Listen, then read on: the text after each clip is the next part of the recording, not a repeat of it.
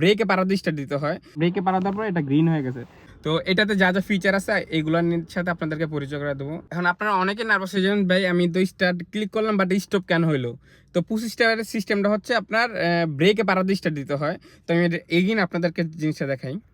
Same আগের মতোই আপনারা এই যে একটা প্রেস করলাম, দেন দুইটা প্রেস করলাম, এখন সবকিছু লাইনে আসছে। এখন আমরা জাস্ট ব্রেকের পাড়া দিব। আপনারা এখানে লাইটটা দেখেন, এখানে এখন রেড কালার আছে। যখন আমরা ব্রেকে পাড়াটা দিব, ব্রেকে পাড়া দেওয়ার পর এটা গ্রিন হয়ে গেছে। তার মানে এখন প্রেস করলে স্টার্ট হয়ে যাবে।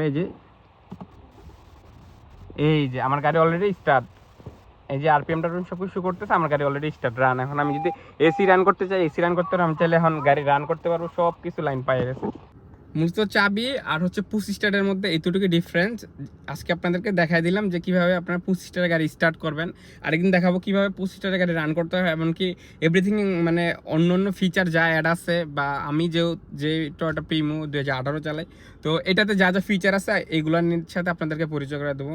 তো আপনারা যারা নতুন ড্রাইভিং শিখতেছেন তো আমাকে একটু ফলো করতে পারেন। Thank you.